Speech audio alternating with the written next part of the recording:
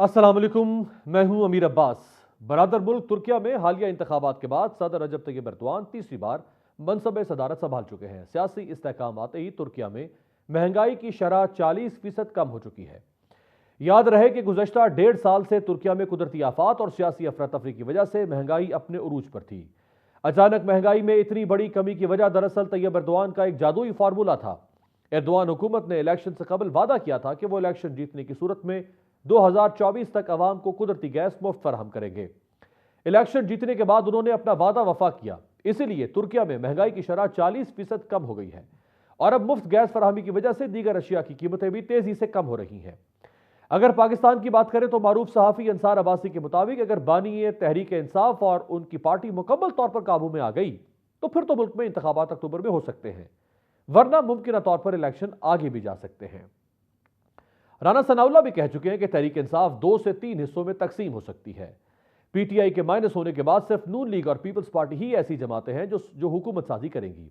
फर्ज किया कि अगर इलेक्शन अक्टूबर में हो जाते हैं तो मुस्लिम लीग नून और पाकिस्तान पीपल्स पार्टी किस बयानिए की बुनियाद पर इंतखाबी मुहिम चलाएंगे।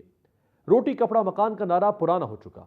नून लीग के मुआशी तरक्की के वादों और दावों में भी अब कोई जान बाकी नहीं रही, क्योंकि पीडीएम में शामिल जमातें महंगाई मुकाओ मुहिम चलाने के बाद गुज़श्ता 1.5 साल से इक़्तिदार में है। इस दौरान मुल्क और अवाम की जो मुआशी हालत हो चुकी है वो किसी से ढकी छुपी नहीं। गुज़श्ता दिनों वज़ीर मुमलिकत मुसद्दिक मलिक ने वादा किया था कि मोटरसाइकिल वालों के लिए पेट्रोल पर 100 रुपये सब्सिडी दी जाएगी, लेकिन हुकूमत आज तक अपना वो मामूली वादा भी पूरा नहीं कर सकी। अवाम का मसला बानी तहरीक इंसाफ नहीं बल्कि क़यामत खेज महंगाई, बेरोजगारी और बद इंतजामी है।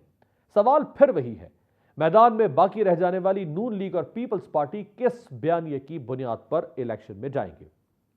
इस सूरत हाल पर बात करने के लिए हमारे साथ मौजूद हैं वजीर मुमलिकत पाकिस्तान मुस्लिम लीग नवाज के सीनियर मरकजी रहनुमा कैसर अहमद शेख साहब, सीनियर सहाफ़ी और तज्ज़िया निगार इरशाद आरिफ साहब और फैसल अजीज़ खान साहब।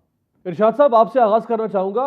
हुकूमत गुज़श्ता 14-15 माह से पूरी कोशिश करने के बावजूद ना सियासी बहरान ख़त्म करने में कामयाब हो पा रही है, ना मुआशी बहरान से निकलने में कामयाब हो पा रही है, ना ही गवर्नेंस के मसाइल को हल करने में कामयाब हो पा रही है। जब 15 माह में कामयाब नहीं हो सकी तो अगले 2, 3, 4, 6 महीनों के अंदर हुकूमत किस उम्मीद पर इस हुकूमत के दौरानियों को बढ़ाना चाहती है, जिस उम्मीद के बाद ये सोचे कि हाँ अब ये हो जाएगा तो हम शायद पाकिस्तान में सुरखुर हो सकेंगे अपने अवाम के सामने और इलेक्शन जीत सकते हैं। वहाँ आप कभी तवक्को ना करें कि मुआशी इस्तेहकाम आ सकता है, मुआशी तरक्की हो सकती है, अवाम को कुछ रिलीफ दिया जा सकता है और अवाम की भलाई का कोई भी काम किया जा सकता है।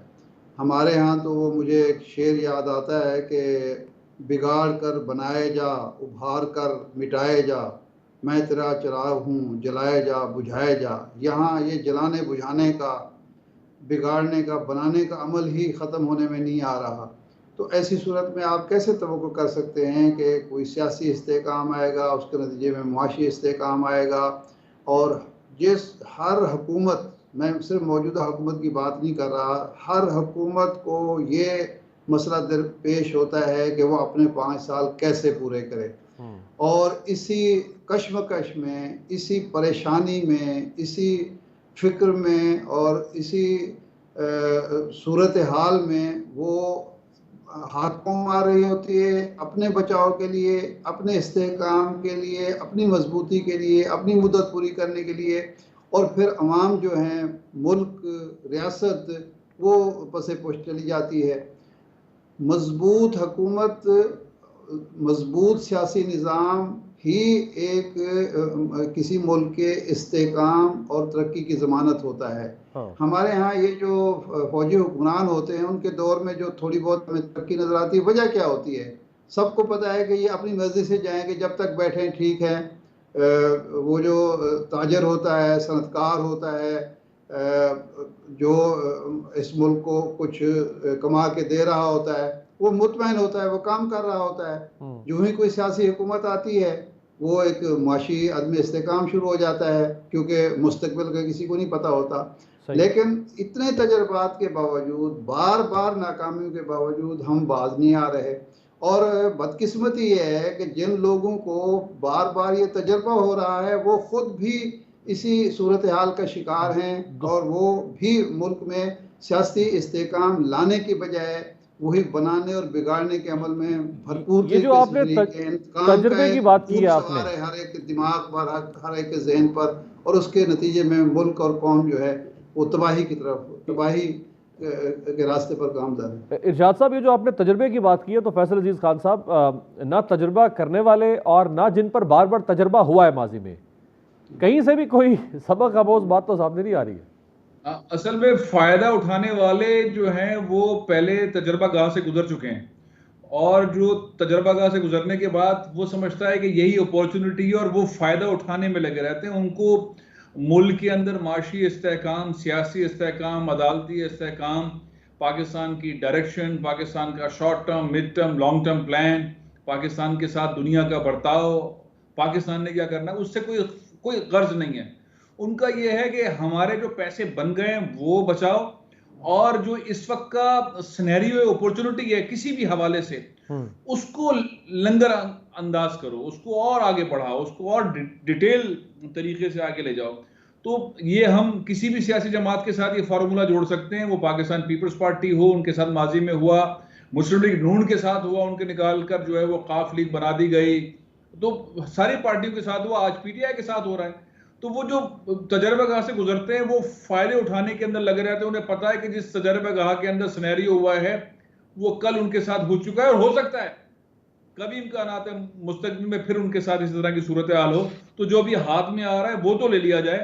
राइट शेख साहब, प्राइम मिनिस्टर अभी गए तुर्किया, और ओथ टेकिंग सेरेमनी थी प्रेसिडेंट एर्दोआन की। मैंगो डिप्लोमेसी तो शुरू कर दी प्राइम मिनिस्टर ने। तुर्किया की तरक्की का राज भी तो वहां से पूछ के आते हैं कि तुर्किया कैसे तरक्की कर रहा है, यूरोप के गेटवे पे बैठ के पूरे यूरोप के सामने खड़ा हो रहा है। जी अमीर अब्बास, अगर आप जाए ना तुर्किया, दुनिया में सबसे ज़्यादा अगर पिछले साल को इन्फ्लेशन रहा है तो वो तुर्किया में है। जो महंगाई सबसे ज़्यादा कोई 100% से भी बढ़ गई थी। तुर्की बिल्कुल तरक्की कर रहा है, लेकिन तुर्की में पिछले साल 2 साल में हाईएस्ट उनका डिवैल्यूएशन हुई है और हाईएस्ट उनकी जो इन्फ्लेशन हुई है। तो बात ये है कि हमारे यहाँ, मैं इत्तेफाक करता हूँ अरशाद साहब से, तो कि उन्होंने जो बात की कि देखिए ना, जब तक हम मिलजुल के ये काम तो तब हो सकता है जब हम इकट्ठे हो के। मैंने आज से 1 साल पहले जब हमारी हुकूमत बनी तो उस वक्त कहा था कि हमारा मरीज़ जो मईशत का है वो वेंटिलेटर पे है। अगर हम झगड़े ही करते रहेंगे, अगर आप अपनी तारीख़ में जाएँ ना तो 1971 में पीपल पार्टी और अवामी लीग की नहीं बनी तो आपस में इख्तलाफ हो गया, तो उसके बाद आपका मुल्क 2 लाख हो गया। फिर 77 में मार्शल लॉ तब लगा जबकि पीपल पार्टी और मुत्तहिदा कौमी मुत्तहिदा मुआज़ था। उस वक़्त जो है उनका आपस में नहीं इख्तलाफ ख़त्म नहीं हुआ, और काफ़ी बदस्तूर डिस्कशन भी हुई, नहीं हुआ। हम जब तक आपस में बैठे रहेंगे दस्त व गिरेबां, और हर कोई ये चाहेगा कि मुझे हुकूमत मिल जाए। मुल्क चार्टर ऑफ इकानमी जो शुरू से ही हम कह रहे हैं, कितनी बार कहा, जो ये नहीं करेंगे तो हमारा मुल्क मुसलसल नीचे चला जाएगा। हम हैं जिन्होंने कोरिया को सिखाया कि कैसे तरक्की होती है। चाइना तो मैं खुद शामिल हूँ जो चाइना को बताने वाला कि बिज़नेस होता क्या है। उनका बहुत हज़ारों साल की तारीख़ है, लेकिन बीच में एक बहुत बड़ा एक अरसा ऐसा आया था जहाँ चाइना तरक्की नहीं कर रहा था। तो जब हम पहली बार, मैं 72 में वहाँ गया तो उनको तो कुछ पता नहीं था। तो पाकिस्तानियों ने, उन्होंने कभी, उनके पास एयरलाइन नहीं थी, तो हम लोगों ने सिखाया। फिर इंडिया क्लोज इकानमी थी और हमने ओपनिंग अप पहले की। तो यानी मतलब मेरा ये है कि हमारी तो बेहतर जा रहा था पाकिस्तान ये 1970 तक, और इंडिया 4 गुना इकानमी थी, हालांकि उनकी 6 गुना पॉपुलेशन थी। तो ये झगड़े अगर करते रहेंगे हम और इससे निकलेंगे ही नहीं तो फिर तो हमारा मुल्क नहीं तरक्की करेगा। शेख साहब, पर निकलना, शेख साहब निकलना किसने है ना, देखिए पीटीआई तो नई निकलना है। शेख साहब, पीटीआई तो एक नई जमात थी, पीटीआई तो एक नई जमात सामने आई। पीटीआई के तो नहीं 9-10 साल नई जमात तो नहीं थी। आपसे ज्यादा तो तजर्बा नहीं है ना, मुस्लिम लीग नून और पीपल्स पार्टी से ज्यादा तजर्बा तो नहीं है। जी ये बात दुरुस्त है, लेकिन वो भी अब पुरानी पार्टी उनको भी बने हुए, अगरचे उनके भी, शेख साहब अगरचे भी पीटीआई के पास भी हिमाकतों का कोई जवाब नहीं होना चाहिए, लेकिन एक जमात जो 27 साल की और एक जमात जो 57 साल की होने वाली हो, उनके तजर्बे में और उनकी हिमाकतों में फर्क तो बहरहाल होना चाहिए ना। मैं एग्री करता हूँ। मैं देखो ना, बार बार हर अपने प्रोग्राम में कह रहा हूँ कि $3 बिलियन, अब जब 2.5 साल, आज से 2.5 साल पहले $3 बिलियन दे दिए गए तो उस मशीनरी के लिए 0%, ऑलमोस्ट ज़ीरो, किसी को 1%, किसी को 2% पे, चंद 600 अमीर फैमिलीज़ को। और वही कर्जा जो आज 87,000 करोड़ बनता है, उसकी मशीनरी मंगाई गई जो कि इस्तेमाल भी नहीं हुई, और वो 87,000 करोड़ आज हुकूमत खुद कर्ज पे ले रही है। एक तरफ तो फ्री दे दिया गया और वही हम कर्ज ले रहे हैं, उस पर 15,000 करोड़ हर साल का हम सूद भर रहे हैं, और वही हम शेख साहब ये जो टैक्स ले रहे हैं लोगों से। शेख साहब ये जो 80 से ज़्यादा काबीना प्राइम मिनिस्टर ने स्वेल कर दी अपनी कारकर्दगी 14-15 महीने की, ये है कि किसी एक इशू के ऊपर भी आपकी हुकूमत आज सीने पर हाथ मार के नहीं कह सकती कि हाँ ये वो काम है जो हमने किया और कोई माइकल लाल नहीं कर सका। इतनी बड़ी काबीना, इतना खर्चा, फायदा क्या था इसका फिर? नहीं, काबीना में तो जो 25-30 लोग तो ऐसे हैं जो 1 रुपया भी नहीं ले रहा। मैं तो 1 रुपया नहीं ले रहा, या कोई गाड़ी भी मैंने नहीं ली। मैं तो कोई 1 रुपया भी हुकूमत का खर्चा नहीं है मेरे पे। ये जो है स्पेशल असिस्टेंट मुझे बनाया है ना, मैंने तो कोई झंडा नहीं कभी गाड़ी पे लगवाया, ना कोई तनख्वाह इसके लिए। अच्छा, वो अलग रखते हुए, वो बात को अलग रखते हुए, देखिए ये सही आप कह रहे हैं कि ये साल सवा साल में, क्योंकि हमें मिला ऐसा जो इनके अपने शब्बर ज़ैदी साहब कहते थे जब हमने हुकूमत संभाली कि वो वर्ज ऑफ डिफ़ॉल्ट है पाकिस्तान उस वक़्त। और मैंने अपनी पहली तकरीर में कहा था 12 मई 2022 में कि हम वेंटिलेटर में हैं और सारे मिल के इसको, उस मरीज़ को निकालो। बात यह है कि ये दुरुस्त कह रहे हैं, लेकिन हमें क्योंकि कमिटमेंट जो की थी IMF से वो पूरी उन्होंने नहीं की, और हमें एक ऐसी इकानमी दी जो खुद जब कमिटमेंट पूरी नहीं, और ये नहीं कि हम उसको निकाल सके, ये हकीकत है। लेकिन इस दौर में भी महंगाई बढ़ गई, डॉलर की करेंसी की वैल्यू बढ़ गई, डॉलर बढ़ गया, हमारी करेंसी की वैल्यू कम हो गई, और बेरोज़गारी बढ़ी है। तो देखिए हम सबको मिल के अपने मुल्क को बचाना है, और अगर आगे बढ़ना है तो चार्टर ऑफ शेख साहब वो आप सबको मिल के बचाना है, हुक्मरान अशराफियों को नहीं बचाना होता है। हम सब में तो बेचारे, हमें तो अवाम को तो ना बीच में डाल दे। नहीं, हमारा मुल्क का जो जितने कर्जे हमने ले लिए ना, इस वक्त 58,000 अरब रुपए का कर्जा है आपका। और सिर्फ कोई भी हुकूमत आ जाए, नई हुकूमत आ जाएगी, आप देख रहे हैं इलेक्शन तो होने हैं, इलेक्शन होने के बाद जो नई हुकूमत आएगी वो भी कुछ नहीं करेगी। 58,000 अरब रुपए का कर्जा है, और 20-22% उसमें सूद है, जो सिर्फ सूद की रकम है वो हमारी आमदनी से कम है। तो हमें अपने आप को बेहतर करना पड़ेगा। मैं इजाज़त चाहूँगा। एक ब्रेक शेख साहब, जो आपने कहा कि हमें मुल्क मिला ही ऐसे है, यानी इस PDM की हुकूमत को, एक ब्रेक के बाद इस पे बात करते हैं कि मुल्क मिला ही ऐसा है। ये जवाज़ 3 महीने, 6 महीने, 9 महीने, कब तक ये जवाज़ किसी हुकूमत को मिलना चाहिए? ब्रेक के बाद।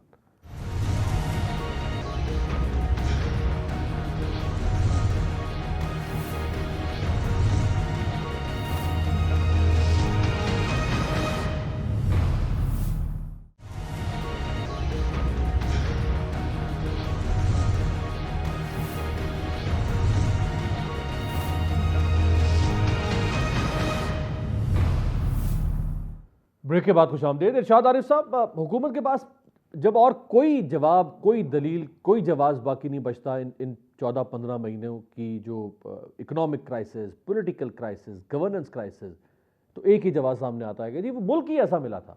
अच्छा, मान लिया कि भाई बहुत तबाह बर्बाद मुल्क आपके हवाले किया गया, उसका भी कुछ जवाब है ना। आप तो 15 महीने के बाद आप खड़े हुए, अब कैसे वो जवाब कबूल किया जाए? आप तो कहते थे कि हम ठीक करने आ रहे हैं तबाही को। देखिए, बात यह है कि ये जवाब के मुल्क को तबाह किया जा रहा है, बर्बाद किया जा रहा है, ये तो आप अपोजिशन में बैठ के भी पेश कर सकते थे, कह सकते थे। आपको इन 14 महीनों में अपनी परफॉर्मेंस से साबित करना था कि वो गलत थे, हम दुरुस्त हैं। मिसाल के तौर पर ये प्राइवेटाइजेशन का पाकिस्तान में अमल जो है वो उसको तेज़ किया था जनाब नवाज शरीफ साहब ने 90 के अशरे में। तो ये कि 14 माह में, 15 महीने में अगर PIA को, स्टील मिल को, रेलवे को, नेशनल बैंक को और इस तरह के इदारे जिन पर आपके अरबों डॉलर जो हैं वो सालाना वेस्ट हो रहे हैं, ज़ाय हो रहे हैं, ये प्राइवेटाइज ही कर देते तो अब तक आपके बहुत सारा बोझ जो आपने हल्का कर लिया होता। आप मईशत को बेहतर करने के लिए सियासी इस्तेकाम इसमें मुल्क में ला चुके होते।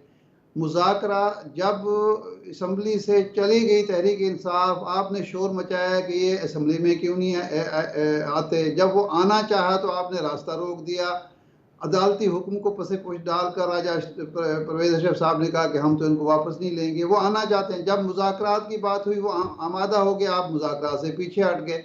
तो मतलब है हर चीज की जिम्मेदारी साबिक हुकूमत पर डालकर आप अपने आप को बरीजिम्मा करार नहीं दे सकते। आप ये नहीं कह सकते कि ये सारी खराबी उसकी पैदा। मिसाल के तौर पर IMF का जो प्रोग्राम डेडलॉक का शिकार था उसको बहाल आपने किया है, तो अब उसके बाद जिम्मेदारी आपकी है।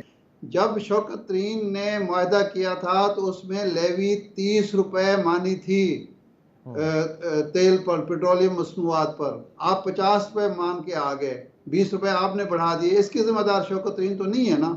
उसने 5 रुपए पर मंथ करनी थी, आपने यकदम कर दी। और पेट्रोलियम मसनूआत की कीमतें कहाँ की कहाँ पहुंचा दी आपने। और बहुत सारी चीज़ें हैं जो बयान की जा सकते हैं। प्रॉब्लम यह है कि इस वक्त जो सबसे बड़ा इशू है इकॉनमी का, कर्जों से भी बड़ा, वो ये है सियासी अदम इस्तेकाम। और जिस तरीके से आप अदम इस्तेकाम पैदा करने की कोशिश कर रहे हैं इंतकाम के ज़रिए, मद्दे मुकाबिल को तहस नहस करके, इससे इस्तेकाम नहीं आएगा। इससे बेयकीनी बढ़ रही है, इससे मायूसी बढ़ रही है। एक नस्ल है जिसको आप दीवार से लगा रहे हैं। इस तरह से इस्तेकाम नहीं आया करते। और दूसरी बात यह है कि आपके पास मुतबादिल जो था प्लान, एजेंडा क्या था मुआशी, आपके पास आज मुतबादिल मुआशी एजेंडा इसहाक डार साहब के पास क्या है? फैसल साहब, यही सवाल मैं आपके पास लाना चाहूँगा। जो हुकूमत का जवाब है, यही जवाब यानी जो आज ये हुकूमत दे रही है कि हमें PTI की तरफ से तबाह हाल मुल्क मिला, यही जवाब PTI के दौर में चेयरमैन तहरीक इंसाफ दिया करते थे 3.5 साल तक, कि उन्हें पीपल्स पार्टी और मुस्लिम लीग नून की तरफ से तबाह हाल मुल्क मिला था। तो अगर इनका जवाब काबिल कबूल हो सकता है तो फिर तहरीक इंसाफ का अपने दौर में भी ये जवाब काबिल कबूल होना चाहिए। बिल्कुल दुरुस्त कह रहे हैं आप। पाकिस्तान में जो कौमी नारा है, जब भी कोई हुकूमत बनती है वो सारे कर्जे, सारी खराबियां, सब कुछ पिछली हुकूमत पर डालती है। अब मैं तो हैरान हूं कि इस हुकूमत के अंदर जो टॉप लीडर्स हैं, जो इस वक्त वज़रा भी बने हुए हैं, प्राइम मिनिस्टर भी बने हुए हैं, कौमी असम्बली के स्पीकर भी हैं, अहम पोस्ट पर हैं, वो सब के सब महंगाई के खिलाफ मार्च करते थे। और लंबे लंबे मार्च इस्लामाबाद आ रहे हैं, कराची से भी जा रहे हैं, पंजाब के सारे शहरों के अंदर भी बड़ी महंगाई, आवाम की बड़ी फिक्र थी। वो मार्च जो करने वाले लीडरान थे, हुकूमत में आने के बाद कोई महंगाई के ऊपर बात नहीं करता, कोई उसके ऊपर मीटिंग नहीं होती, कोई उसकी डायरेक्शन नहीं है। ये जो माशी प्लान की बात हो रही है उसको इतना गैर संजीदा लिया गया कि फैसलाबाद हो, सियालकोट हो, कराची हो, इंडस्ट्री बिल्कुल बंद पड़ी है, एक्सपोर्ट होने का नाम नहीं ले रही। इंटरनल जो पाकिस्तान के अंदर इंडस्ट्री बन सकती है उसके ऊपर भी कोई बात नहीं हो रही। तो डायरेक्शन ही नहीं है। तो जाहिर है मलबा पिछले वालों को डालकर वो एक नैरेटिव बिल्ड करके और फिर वो आगे बढ़ने वाला मामला है। और यही मामला पिछली गवर्नमेंट के अंदर भी था। इमरान खान साहब ने भी इसको बहुत ठीक ठाक सेल किया। यहाँ पे भी सुपरमार्केट लगी हुई इस बात की, लोग सुने जा रहे हैं, लोगों की जिंदगी, कुव्वत खरीद, उनको बच्चों के साथ बेसिक फैसिलिटीज हासिल करना ऑलमोस्ट इम्पॉसिबल है। फैसल साहब, ये भी तो एक मसला फिर बन रहा है कि जब आप इस मुल्क में किसी जमात को अपनी हुकूमत का दौरानिया मुकम्मल नहीं करने देंगे तो आप उस हुकूमत को ये जवाब फराहम कर देंगे ना कि मैं तो बहुत कुछ करना चाहती थी, आपने मुझे करने नहीं दिया। यही जवाब PTI के पास रहेगा। यही जवाब 90s के 88 से लेकर 99 तक पीपल्स पार्टी, मुस्लिम लीग नून का यही जवाब था कि 2 साल के बाद तो हुकूमत गिरा दी जाती थी। तो आपने अगर उनकी हुकूमत पूरी नहीं करने दी, आपने आके कहा कि नहीं हम करेंगे ठीक, तो फिर जवाब आप दें ना कि जवाब वो दें। देखिए अमीर, ये तो पाकिस्तान की हिस्ट्री रही है कि हम 5 साल पूरे नहीं करते और सियासी जमातें भी आपस के अंदर इसके ऊपर इत्तेफाक नहीं करती हैं और माहौल भी फिर ऐसा बन जाता है और उसके बाद फिर जाहिर है कि टांग खींचते हैं और हुकूमत वक्त पूरा नहीं करती और फिर वो नताइज तक हम पहुंच ही नहीं पाते। इस पर तो सियासी जमातों को बैठकर ये तय करना चाहिए आगे की मंजिलें किस तरह से चलनी है। ये तो बिल्कुल इसी तरह से जब तक नहीं होगा तो पाकिस्तान में जमहूरियत भी मजबूत नहीं होगी, असम्बली भी मजबूत नहीं होंगी और लोगों को रिजल्ट्स भी नहीं मिलेंगे। लेकिन मुझे नहीं लगता कि इस चीज के ऊपर सियासी जमातें आपस में बैठने को तैयार होंगी। हमारे यहाँ तो हुकूमत और अपोजिशन के दरमियान ताल्लुकात इस तरह के नहीं है कि वो बैठ सकें। राइट। इरशाद साहब, चले इलेक्शन तक हम हाइपोथेटिकली कहते हैं कि कोई उम्मीद नहीं है। अब इलेक्शन आ गए, नवंबर में, अक्टूबर में, दिसंबर में इलेक्शन हो गया। ये जो छोटे छोटे नए ग्रुप सामने आ रहे हैं, कोई डेमोक्रेट्स ग्रुप सामने आ रहा है PTI में से निकल के, एक हकीकी बन गई है, एक कौफ लीग बन गई है, एक जहांगीर तरीन की पाकिस्तान इंसाफ पार्टी, और कौन कौन से नाम सामने आ रहे हैं। ये तो फिर इलेक्शन के बाद भी कोई हंग पार्लियामेंट बनती नजर आ रही है। ये तो उस वक्त भी आर्म ट्विस्टिंग रहेगी। हाँ, इस पे मैं बात कर रहा हूँ। एक चीज़ आपकी मैं तवज्जो दिलाऊं, इस पे सोचना चाहिए कि ये जो हमारे वज़राए कराम हैं, ख़ासतौर पर वज़ीर दाखिला और वज़ीर दिफा, ये जिस किस्म के बयानात दे रहे हैं, मुझे शक ये है कि जी हम मिलिट्री कोर्स बनाएंगे और फलां के साथ ये सलूक होगा और फलां के साथ। देखें, दुनिया इस वक्त, आज़ाद दुनिया, मगरबी दुनिया बहुत हसास है इन मामलात में। मुझे डर ये है कि ये GSP प्लस जो आपका है, ये स्टेटस भी ख़त्म कराएंगे इन बयानात की वजह से, और अगर आप इस तरफ आप कदम उठाएंगे इंतकाम के तौर पर, और हम पर पाबंदियां भी आयद कराएंगे इंसानी हकूक़ की, जिस तरह की खिलाफ वर्जी हो रही है, ज़्यादा अरसे तक दुनिया खामोश नहीं रहेगी। तो ऐसी सूरत हाल खुद ब खुद रोज़ाना बयानात के ज़रिए, रोज़ाना इकदाम के ज़रिए, जिस तरह ख़वातीन को आपने जेलों में डाला हुआ है, जिस तरह की दुनिया भर में स्टोरियाँ चल रही हैं, तो इसके नतीजे में तो आप अपना मुस्तकबिल खुद मफतूश कर रहे हैं। सही। अब इलेक्शन हो जाते हैं, मुल्क को एक मजबूत हुकूमत की ज़रूरत है, वो हुकूमत जिसको अवाम का एतमाद हासिल हो। अगर आपने शफाफ इंतखाबात नहीं कराए, आपने इंतखाबात पर अवाम का एतमाद बहाल नहीं किया, और एक हैंग पिक्ड हुकूमत बना भी ली, जो हंग पार्लियामेंट वजूद में आ गई और हंग गवर्नमेंट आ गई, तो उसका मुल्क के अंदर जब एतमाद नहीं होगा तो मुल्क से बाहर कौन एतमाद करेगा? इस वक्त आपके ये बहुत पास अहम जो बात आपने की है। मसाइल। बहुत बहुत शुक्रिया इरशाद आरिफ साहब और फैसल अजीज खान हमारे साथ थे। एक ब्रेक से वापसी पे पाकिस्तान की मईशत पे बात करेंगे।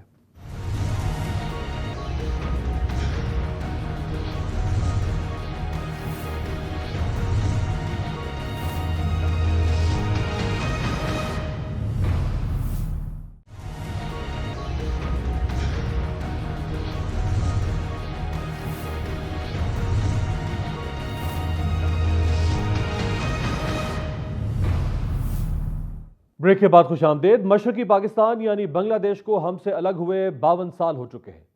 इन 5 दहाइयों में आज पाकिस्तान में हालात यह हैं कि गरीब और मिडिल क्लास तबके के लिए 2 वक्त की रोटी का हुसूल भी मुश्किल तरीन हो गया है। मुल्क की मैशत भी दिवालिया होने के करीब है। पाकिस्तानी रुपया एशिया की बदतरीन करेंसी करार पा चुका है। बांग्लादेशी टका भी पाकिस्तानी रुपए के मुकाबले में मजबूत, जबकि हमारी मैशत टके के बराबर भी नहीं रही। गुज़श्ता 52 सालों में बांग्लादेश ने मैशत के तमाम शोबों में पाकिस्तान को पीछे छोड़ दिया है। इस वक्त पाकिस्तान में फीकस आमदनी $1568, जबकि बांग्लादेश में फीकस आमदनी $2675 है। बांग्लादेश के पास $31 अरब के ज़खायर हैं, जबकि पाकिस्तान के पास सिर्फ $4.19 अरब, और वो भी दोस्त ममालिक से उधार मांगी हुई रकम पर मुश्तमिल है। एक बांग्लादेशी टके के मुकाबले में पाकिस्तानी रुपए की कीमत सिर्फ 38 पैसे है। माली साल 2021-22 में बांग्लादेश की बरामदात $52 अरब तक पहुंची, जबकि उसी साल पाकिस्तान की एक्सपोर्ट्स महज $31.78 अरब तक महदूद रही। बांग्लादेश ने अपने हालिया बजट में महंगाई का तखमीना 6.5 रखा है, जबकि पाकिस्तान में महंगाई का तखमीना 21% है। साबिका मशरकी पाकिस्तान ने अपना बजट स्मार्ट बांग्लादेश की थीम के तहत पेश किया है, जिसमें 100% डिजिटल मैशत, साइंस एंड टेक्नोलॉजी, पेपरलेस और नकदी से पाक यानी कैशलेस मुआशरे के अनासर नुमाया हैं। हम पाकिस्तान में लैपटॉप कंप्यूटर बांटते हैं और फिर उस प्रोग्राम में होने वाली करप्शन की दुहाइयां देते हैं, लेकिन बांग्लादेश सन 2011 से मुकामी सतह पर लैपटॉप्स बनाने वाले मुल्कों में शामिल हो चुका है। दिलचस्प बात यह है कि बांग्लादेशी लैपटॉप ब्रांड डोयल की कीमत सिर्फ 10,000 टका यानी $130 रखी गई थी। अगर बांग्लादेश की ज़राअत की बात करें तो चावल की पैदावार में बांग्लादेश दुनिया भर में चौथे नंबर पर है, जबकि पाकिस्तान एक ज़रई मुल्क होने के बावजूद चावल की पैदावार के लिहाज से टॉप 10 की लिस्ट से बाहर होकर 11वें नंबर पर जा चुका है। दूसरी जानिब पाकिस्तान में हालात यह है कि अक़वाम मुत्तहिदा ने खबरदार किया है कि अगर मुआशी और सियासी बहरान मजीद बिगड़ता रहा तो पाकिस्तान में आइंदा महीनों में ग़िज़ाई अदम तहफ़्फ़ुज़ मजीद बढ़ने का खदशा है। रिपोर्ट में कहा गया है कि पाकिस्तान में बढ़ता हुआ सियासी अदम इस्तेहकाम और इस्लाहात में ताख़ीर IMF के साथ मामलात आगे बढ़ाने में रुकावट का बाइस बन रहे हैं।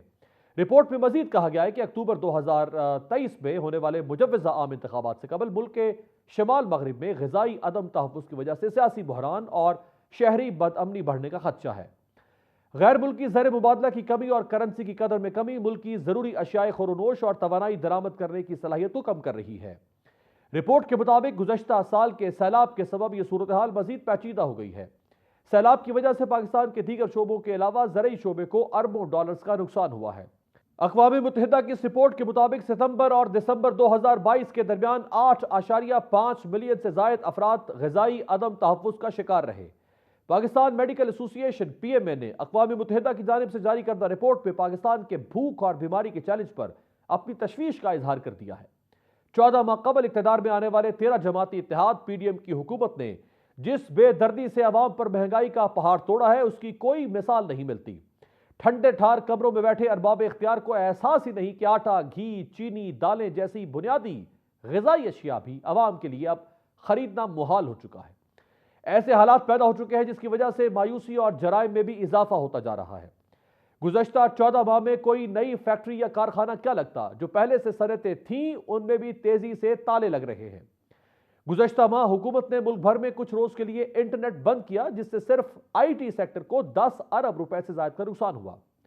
अगर PDM हुकूमत के 400 दिनों की बात करें तो हुकूमत ने इस मुद्दत में बिजली और गैस सार्फिन पर 1300 अरब रुपए का इजाफी बोझ डाला। अद्वियात की कीमतों में 14 से 20% तक इजाफा किया गया। अब यही हुकूमत 9 मई को वफाकी बजट पेश करने जा रही है, जो कि आदाद व शुमार के गोरख धंधे से ज्यादा कुछ नहीं होगा, क्योंकि हमारी हुकूमत और रियासत ने कमाना नहीं सीखा बल्कि सिर्फ डॉलर्स के लिए कशकोल उठाना सीखा है। मजमूई तौर पर रियासत की कोई भी ठोस मुआशी पॉलिसी नजर नहीं आती, इसीलिए यह मुल्क कर्जों के दलदल में धंसता जा रहा है। यूरोपीय यूनियन के मुमालिक में काम करने वाले पाकिस्तानियों की तरसीलाते ज़र में जारी माली साल के पहले 10 माह में सालाना बुनियादों पर 7.7% की कमी रिकॉर्ड की गई है। इन्हीं तरसीलाते ज़र से पाकिस्तान के ईंधन को चलाया जाता है। मुल्क भर में सालाना 1,89,000 सरकारी मुलाजमीन मुफ्त बिजली इस्तेमाल करते हैं। दस्तावेज के मुताबिक सरकारी मुलाजमीन ने सालाना 34 करोड़ यूनिट से जायद मुफ्त बिजली इस्तेमाल की, जिससे कौमी खजाने को 8 अरब रुपए से जायद का बोझ बर्दाश्त करना पड़ा। दस्तावेज में बताया गया है कि आइंदा साल से यह रकम सालाना 11.5 अरब रुपए से बढ़ जाएगी। आइंदा माली साल के वफाकी बजट में 1 ट्रिलियन रुपए तक जाने का अंदेशा है। इस सारी सूरत हाल पर बात करते हैं, हमारे साथ मौजूद है साबिक हुकूमत के बोर्ड ऑफ इन्वेस्टमेंट के चेयरमैन असफर एहसन साहब। असफर साहब, बहुत शुक्रिया आपका। सूरत हाल आपके सामने है। ना तो पाकिस्तान पैसा जनरेट कर पा रहा है अपनी एक्सपोर्ट्स के ज़रिए से, ना ही फॉरेन डायरेक्ट इन्वेस्टमेंट पाकिस्तान आ रही है। आप चूँकि बहरहाल गुज़श्ता हुकूमत में बहुत अहम तरीन ओहदों पर थे और बहुत अहम मीटिंग्स का जो भी मईशत से मुतल्लिक रही उसका आप हिस्सा रहे हैं। वजह क्या है इन 15 महीनों में ये हुकूमत ना यहाँ से पैसा जनरेट कर पा रही है, ना बाहर से पैसा लाने में कामयाब हो पाई है? अस्सलाम वालेकुम। सबसे पहले तो आपका शुक्रिया मुझे इनवाइट करने का। ये जब आप बात करते हैं पिछली गवर्नमेंट या करंट गवर्नमेंट या पिछली बहुत सारी गवर्नमेंट्स, मसला पाकिस्तान का जो है ना, वो जो बॉटम लाइन इशू है, जो पेन पॉइंट है बिगेस्ट, वो ये है कि इस स्टेट ऑफ पाकिस्तान में कोई लॉन्ग टर्म स्ट्रैटेजी इन्वेस्टमेंट के हिसाब से कोई लॉन्ग टर्म प्लान एग्जिस्ट नहीं करता। यहाँ पर हर चीज एड हॉक बेसिस पे चलती है। सो हमारे जो पेन पॉइंट्स हैं उसमें द बिगेस्ट प्रॉब्लम यही है कि there is no plan, we are working without a plan. ये 6 महीने में एक चीज पे काम करते हैं, फिर अगले 6 महीने एक चीज पे काम करते हैं। ये एक गवर्नमेंट के दौरान होता है, ना कि गवर्नमेंट तब्दील होने से। जब गवर्नमेंट तब्दील होती है वैसे भी प्लान चेंज हो जाते हैं, जो होती हुई चीजें होती हैं वो रुक जाती हैं, और जो चीजें करने की होती हैं उसको आप कंटिन्यू नहीं करते। तो 4 रूट कॉजेज हैं मेरी जो लर्निंग्स हैं उसमें, और सबसे बड़ा जो रूट कॉज मेरी नजर में है वो इनकॉम्पिटेंस है, और इनकॉम्पिटेंस एट एवरी लेवल। तो एक डिबेट चल पड़ी है पाकिस्तान में कि इनकॉम्पिटेंस इज द रीजन और corruption is the reason. In my opinion corruption is only a mantra, is only a propaganda. There should be no tolerance on corruption, but corruption is not our issue. Where we are standing Where we are standing is because of incompetence at every level, highest level of incompetence.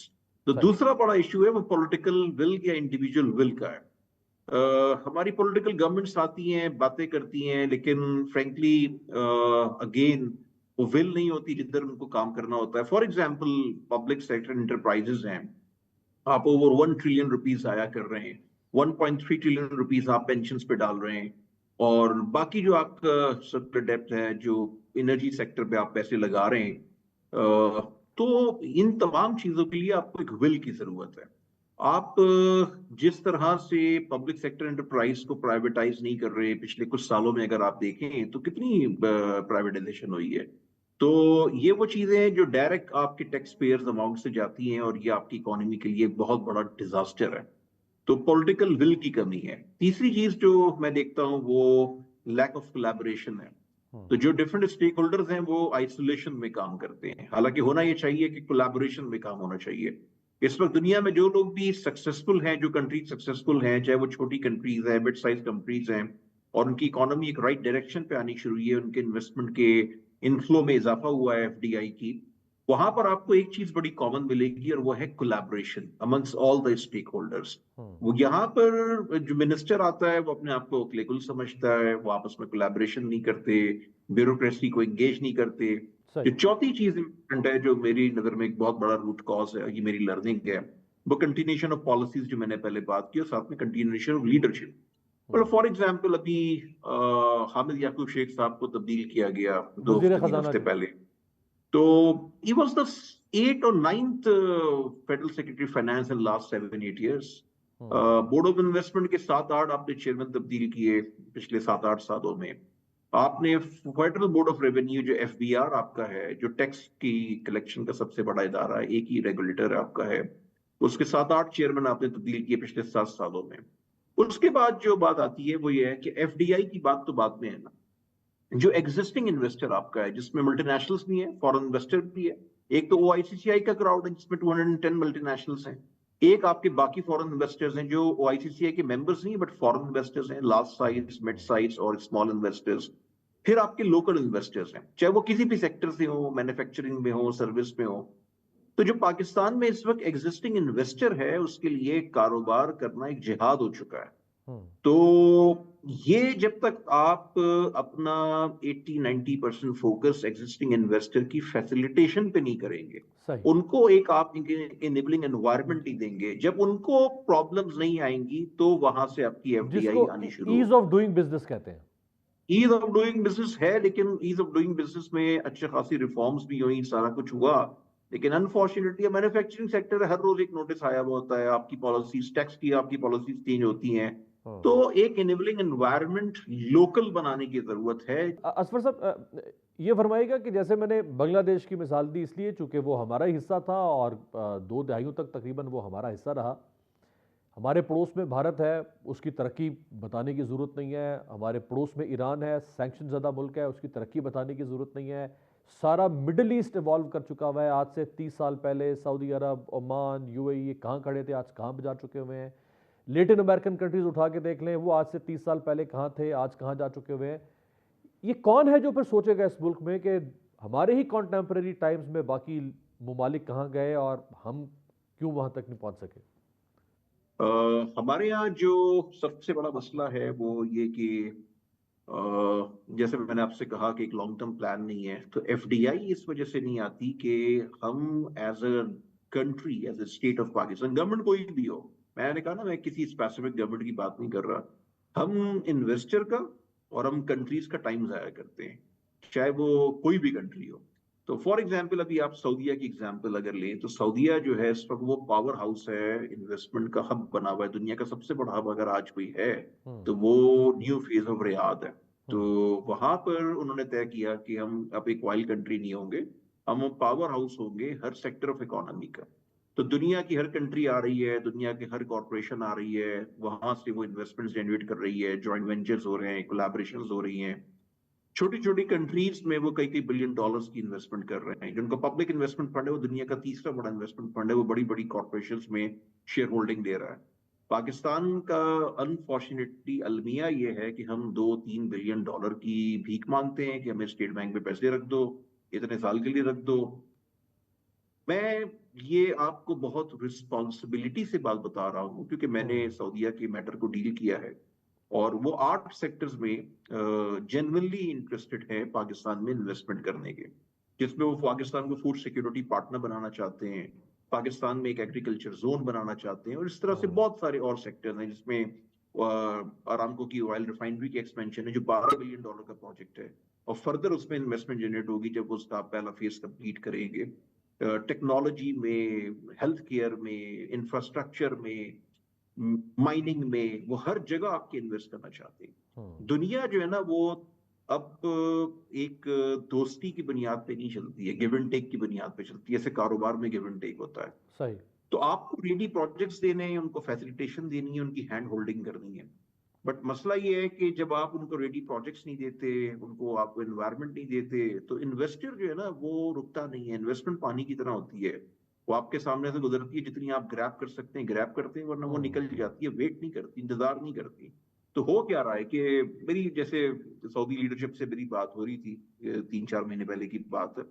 And he said के जो हमारे ये दो specific investors हैं, ये अब further investments के लिए इंडिया और काजाकिस्तान जा रहे हैं।